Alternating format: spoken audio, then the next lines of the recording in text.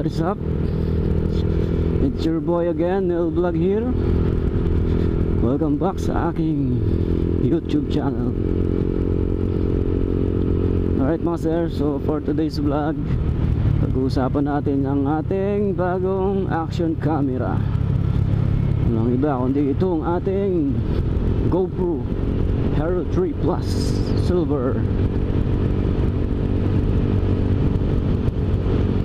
Ito na yung ating second camera mga sir, kasi yung ating ginagamit na action cam na SJ Cam 4000 talagang nag-overuse ba, medyo di na maganda yung pagkakakuha ng lumalabo na yung lens. Ilang beses ko na rin siyang nilinisan. So sa tingin ko talagang yung parang plastic niya doon sa loob, baka hindi ko alam kung nagkamali ako ng naipunas na yung pamunas na ginamit ko. So ayun. Anyways, pag-uusapan natin ngayon itong ating bagong action camera na GoPro Hero 3 Plus Silver. So ayun, nabili ko lang siya ng second hand sa Shopee mga sir.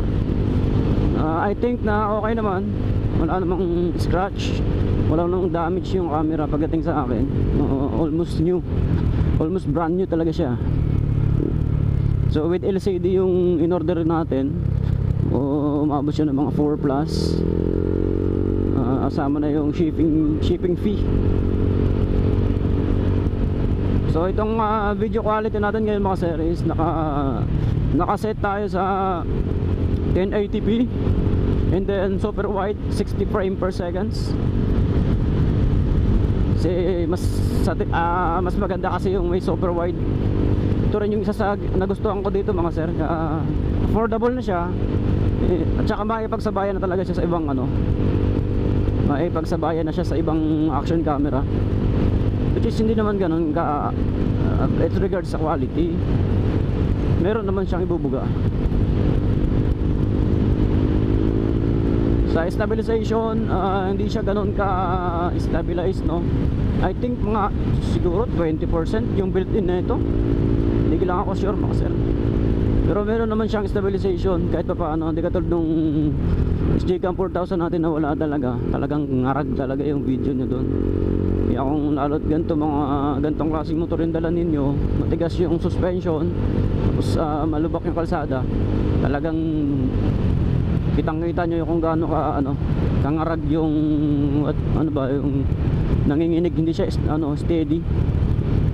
Talagang malano yung galaw niya, magalaw.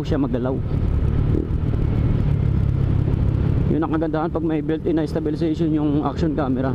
So para sa akin naman, itong nabili natin is okay naman na siya para sa akin, no?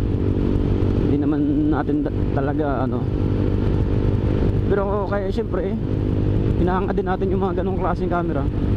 But for now, ito lang yung afford natin, so okay na siya for the price. And lalo na para sa akin na beginners pa lang, okay na yan. Nagugustuhan ko naman siya, lalo na yung super wide niya, kasi kitang kita yung angle ng left and side mirror. And then malaki yung sakop, kita pati itong ating panel. Yan, malaki yung niya, wide niya, super wide talaga siya. Hindi naman siya kasing super wide ng ibang action cam, pero regards sa ganitong ganitong klase ng camera, ganitong level ng camera, goods na siya talaga. Talagang napakaganda niya, sulit na sulit talaga. Kaya kung sa mga nagtatanong dyan kung sulit pa ba yung GoPro Hero 3 Plus ngayong 2023, I recommended na okay pa siya, okay naman siya, maganda naman siya. Easy to handle, madaling iset yung mga settings niya. And then yung LCD pala nito mga sir, touchscreen na yung LCD nito.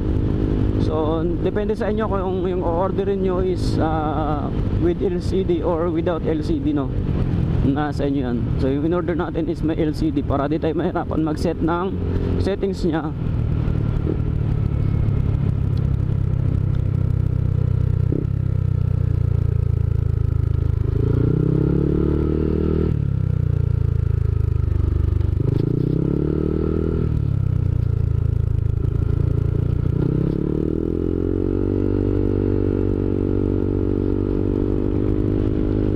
Yan, observe ko lang din. Parang mabilis siya malobat mga sir. So hindi ko pa siya masyadong nakakapa, no? Baka kasi mayroon pang settings na pwedeng baguhin or i-adjust para mas sumaba yung ano, no, yung gamit ng battery. Kasi sa ngayon wala pa naman ako masyadong ginagalaw dito sa settings nito. Kaya yung consume ng battery is medyo mabilis, no? Yung full bar niya 3 bar ginamit ko ng mga almost 1 hour, malulobat na siya, no? Mga 1 bar siguro, paubos na yung 1 bar niya. So ganun siya kabilis malobat.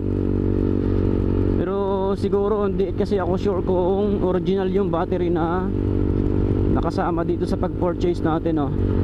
So yun lang ang naging problema ko dito.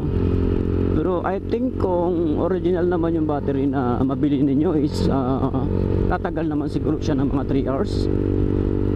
So much better na may reserba kayo mga sir, lalo't naglo-long ride, para sakaling ano, malaubat, may pangpalit kayo agad.